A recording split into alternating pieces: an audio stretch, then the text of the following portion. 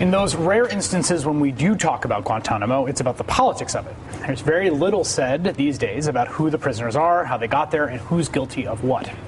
In October of 2001, 6 Algerian men in Bosnia were arrested, all suspected of plotting to blow up the U.S. embassy in Sarajevo. But after a 3-month investigation, Bosnian investigators found insufficient evidence to justify their arrest, so the Bosnian Supreme Court ordered their immediate release. Here's what happened next, as reported by NBC Nightly News that night. Police vans carried the 6 Algerian suspects away from the prison in Sarajevo, right into the hands of U.S. military forces, who immediately took them into custody. Angry mobs of Muslims who claim the U.S. is waging war against Islam and not terrorism tried to block the handoff of the Muslim prisoners, but were beaten back by riot police. The 6 suspects are accused of attempting to blow up the U.S. embassy in Sarajevo. Just so we're clear, they were released by the courts and then taken by the U.S. government. They would become some of the first detainees at Guantanamo Bay. One of those prisoners was a relief worker named Lakhdar Boumediene, who you are seeing in this picture. Eventually, the U.S. government stopped accusing the men of trying to blow up the U.S. embassy, but Lakhdar was held at Guantanamo for 7 years without charge or explanation. He's a free man today, in part because of a Supreme Court decision that bears his name that ruled that terror suspects held at Guantanamo have a constitutional right to challenge their detention in federal court. Yesterday, with the help of an Arabic translator, I interviewed Lakhdar Boumediene via satellite from his home in Nice, France. And it was, I have to say, one of the hardest interviews I've ever done as a journalist and one of the most effective. Here are some of our discussion. Take a look. Arrived to Guantanamo, and they removed the black bag from my head and the muffs and from my ear and blindfolds. You know, it was a big shock to me. And I said to myself, is this America that respects human rights? During the preliminary interrogations, I thought that America was a great country and that there is justice and freedom and human rights, and that they were realized within a day or two that, or maybe a month, that they will realize that I am innocent and they will let me go home to my family. But it was totally the contrary. This is something that I will never forget. They were interrogating me for hours and hours during nights from midnight till 6 a.m. And the situation changed in 2004, and I got a major interrogator. I don't really remember his real name.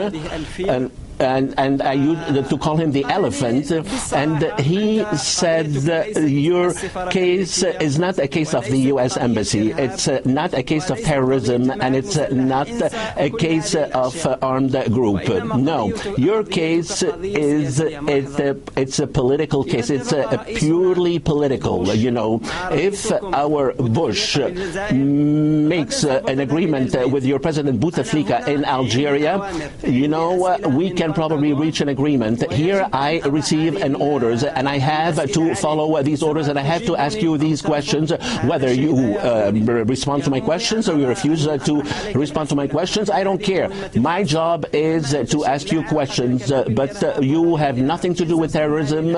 Your case is a purely political case. At a certain point, you decided to go on a hunger strike to protest your detention there.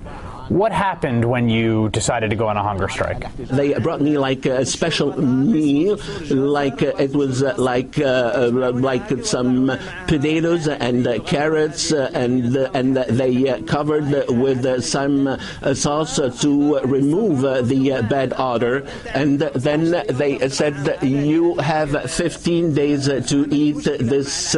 You're gonna eat this kind of food because you provoked a problem with the soldier. It's gonna be your food for lunch and for dinner. And I said, thank you very much for the meal, and I'm not going to eat it until, God willing, I am going to be moved from here. In America, the word torture has a very specific meaning. It's very important we understand, when you say you were tortured after Obama came in, what specifically was done to you?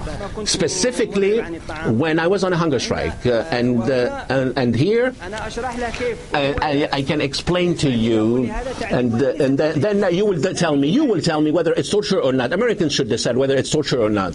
From the very first day, for 2.5 years, they knew that my left sinus was blocked. That was before I came to jail. I was taken to jail, so the tube could not get inside. So the feeding was on the right side only. They knew that.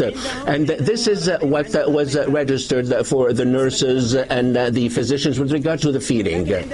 But when the nurse comes, they try for 5 to 10 minutes on this side of the nose, and then they hit the bone. And I mean, you tell me, was this torture or not? The real face of America is Guantanamo. That's the real face of America, is Guantanamo.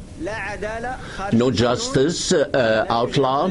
There is no human rights. Suffering.